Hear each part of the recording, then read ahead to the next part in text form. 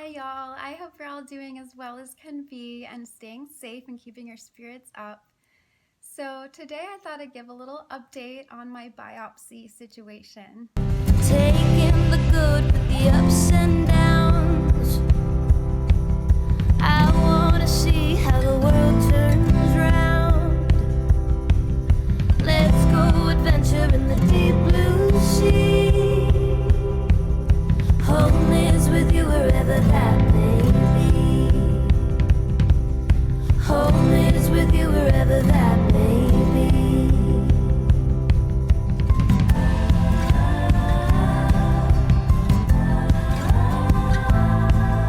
I actually woke up this morning coughing blood, which is not super alarming because I've had it happen before. If it was my first time, I'd probably be scared, but it's happened before, and this time it actually wasn't that much. I'm gonna insert a picture.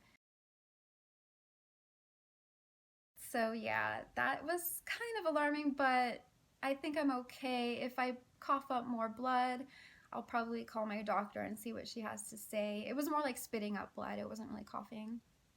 I generally have a large buildup of mucus every day. Because of the mycotoxin disease, I'm constantly spitting up mucus, especially in the mornings and at night. I just have this huge buildup. I'm like a cystic fibrosis patient. I have so much mucus buildup, and it's just like it takes forever to get it all out. And this morning I was just coughing and coughing, and next thing I know, I see blood. And I haven't seen blood, I haven't spat out blood in over a year actually. This is a symptom of mycotoxin disease. Specifically, if you were exposed to black mold or any type of black mold, there's several species of black molds, this can cause coughing up blood. Or you to have blood spewing out of like your nose or just anything. So yeah. I ended up getting a call from my doctor who said they got the results from the cytology report from the 2 samples. I had 2 lymph node fine needle aspirations on right here on the cyst on my neck. And that was about 3 weeks ago now. And last week I got a call from my doctor who said the results were inconclusive. So basically I have to get a biopsy where they remove the whole cyst.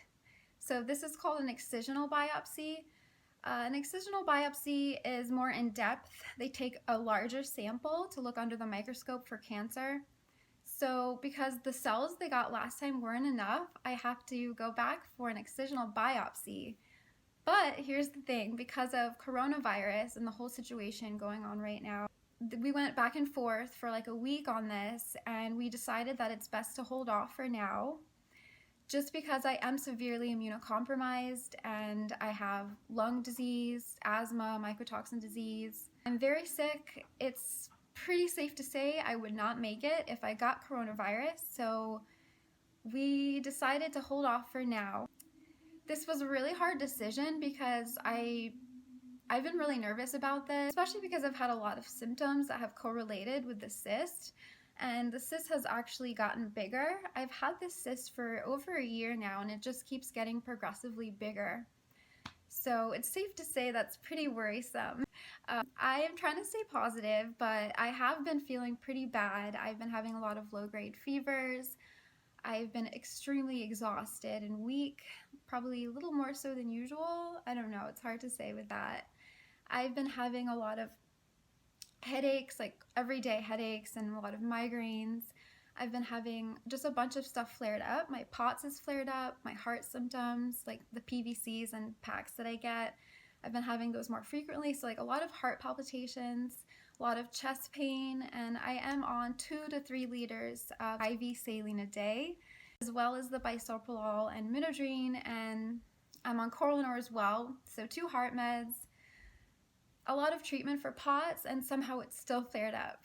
I'm hanging in there. I've been really short of breath again. I've been having to use my oxygen more. If you saw the IV pole on the side of the frame, I just moved it out of the way. But yeah, a lot of things are flared up. I hate to complain, but it's like everything has just been so bad. My arthritis pain is flared up. My degenerative disc pain is flared up. My neuropathy is flared up. It's been really hard. I've been having to use catheters to pee every time I go to the bathroom again. That had gotten a little better.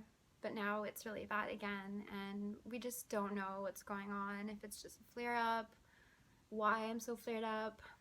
So we really just want to rule the cancer out. Hopefully I don't have cancer. If I do, that would probably explain why I'm flared.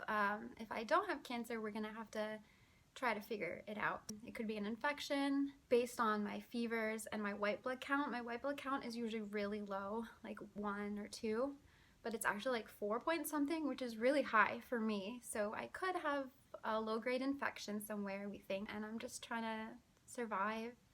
It's been really hard, like I said. I'm trying to stay positive and focus on the things that are still good. Oh, and another thing that's been really bothering me, I have had this like ulcer or like a mass on my eye, in the corner of my eye. I'm gonna insert a picture. I've had this for months, at least 7 or 8 months, and it hasn't gone away. It's painful, and it creates a lot of tearing. Like randomly my eye will just start to tear and just like drip water, and it won't stop. And this is generally at night, but it'll happen any time of the day, and it's been worse. So lately it's just been like constant dripping, and it's been just so irritated and painful. And I've been researching this for forever, you know, for months, and I haven't found out what it is. I haven't mentioned it to my doctor because I kept hoping it would go away. So I think I might have to see an ophthalmologist. So I don't know what that is, if that's related to the lymph node cyst, or since it's gotten worse around the same time, or if it's not related to that. It looks like I'm gonna be in the dark a little bit longer as to what's going on. I'm just gonna, like I said, try to stay positive and focus on the stuff that's still good. It's probably the best decision to hold off, because every time somebody goes out right now, it raises the risk of catching this virus. Oh my gosh, the IV pole just almost fell. So for someone like me, it's a risk that's obviously not worth taking. Last time when I went to the hospital on March 17th for my fine needle aspiration biopsy, they actually walked me past the waiting room, and I ended up waiting in the actual hospital ward outside of my room. So I bypassed the waiting room so that I wouldn't be surrounded by a bunch of people. But even taking steps like that is not enough. So especially since cases are still on the rise, unfortunately, in this area at least. So yeah, I mean, that's really all I could do is wait, and hopefully we won't have to wait that much longer before the COVID situation dies down, and then I will set up my appointment with my ENT surgeon. So my doctor who ordered these, you know, the biopsy, she ordered the excisional biopsy, and then she wrote a referral for a surgeon ENT, or should I say an ENT surgeon. So yeah, that's kind of where I'm at. As for endocrinology, I need to get a glucose monitor because my hypoglycemia has been worse. I've been having low blood sugar episodes every day.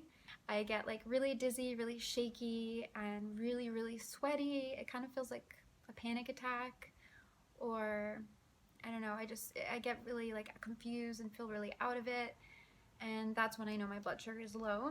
And I've been having episodes like this for years, but it's getting much more frequent. And so my endocrinologist wants me to get a blood glucose monitor, which I should have got a long time ago, but because it wasn't like every day, I was holding off, but now it's every day, so I caved and got the glucose monitor. So I will be tracking my blood sugars. That's all of the updates I have for now. Just continuing my normal treatments from home. Thankfully, I have my IV fluids every day from home. That helps a lot. And that's helped me to stay out of the hospital for like almost 3 months, which is amazing. That's like a record for me. Last year I was in the hospital, I think every month.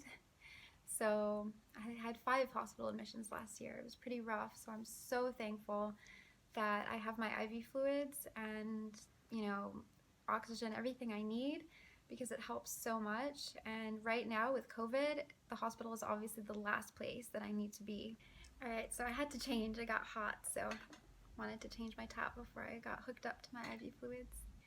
So because of COVID, there is a shortage of everything medical, and because of this reason, my infusion company had to switch the manufacturer that they order their IVs from. Normally they order from Braun, but they are all out of IVs apparently, so they had to switch to a different company, Baxter. And Baxter, let's just say, not the best. It's like an old, outdated model, the IV bags, and so they're very hard to spike, which just means like to push the tubing into. It's extremely hard. I have arthritis and I'm pretty weak, so I usually can't do it.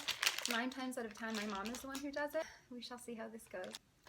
Also, for whatever reason, they package their IVs in plastic, which, you know, is a good thing because it keeps it safe, but it's also a waste of plastic, which I don't like, you know, but it is what it is. Again, I'm just very grateful and fortunate to be able to get IV fluids from home every day. Just very, very grateful. This is what it looks like when it's not in the plastic. And I have the tubing that I'm going to take out and spike, and this is just a saline syringe, so I could flush my line before I start my fluids. And this is just to make sure there are no meds or anything stuck in my line.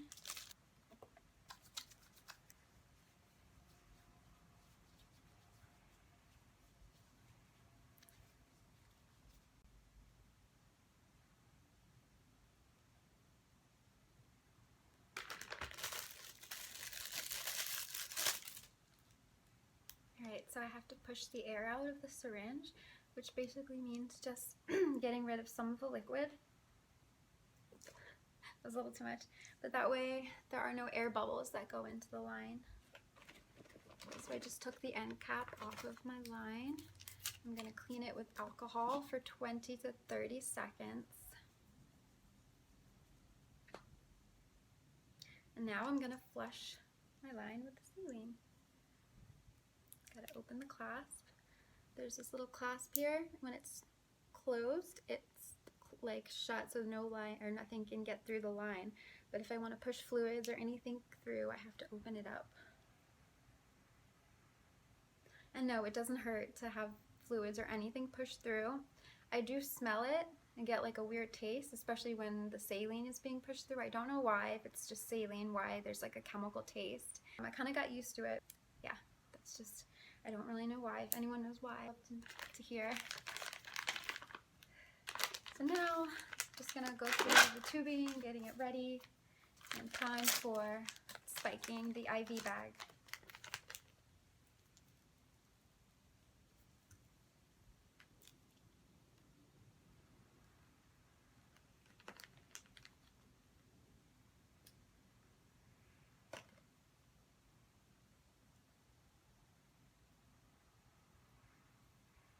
Wish me luck.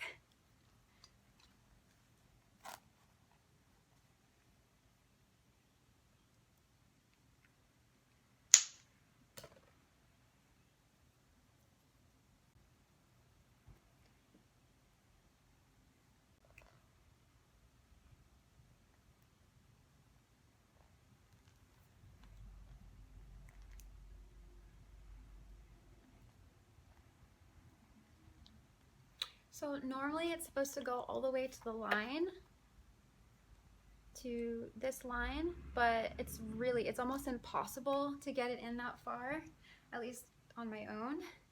But sometimes it actually is able to run the fluids even though it's not all the way up, so I'm hoping it will work even though it's not all the way. So just gonna let the air out of the IV. And this is how I do it, by raising it up so that the gravity works by bringing the fluids down.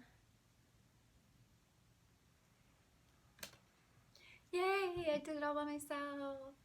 Pat myself on the back. That's really rare. I'm never able to do it by myself, so I feel accomplished.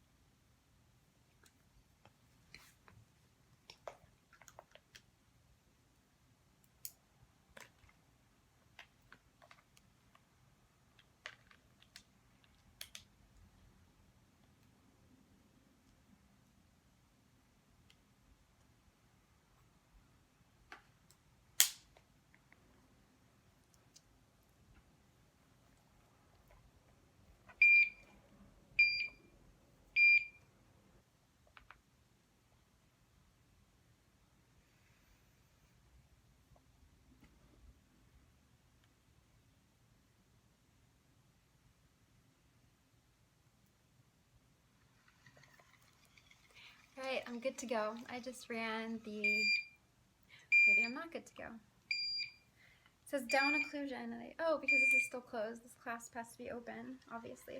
So I just ran the tubing and the IV through the pump, the machine, and now it's pumping the fluids inside of me. So these are going to be running, so each bag runs for 4 hours, 4 to 5 hours, and I do 2 to 3 a day.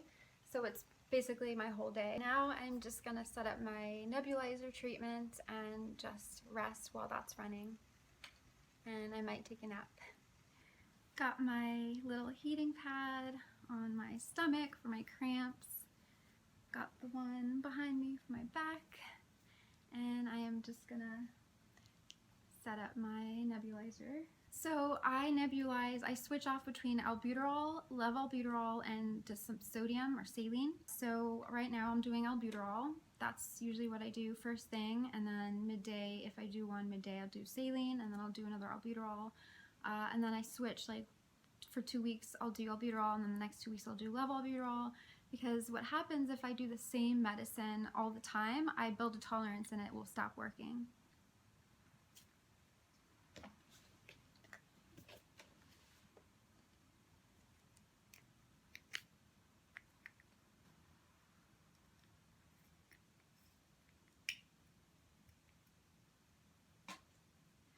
So I actually forgot, I already did the albuterol this morning, so I'm doing the saline now.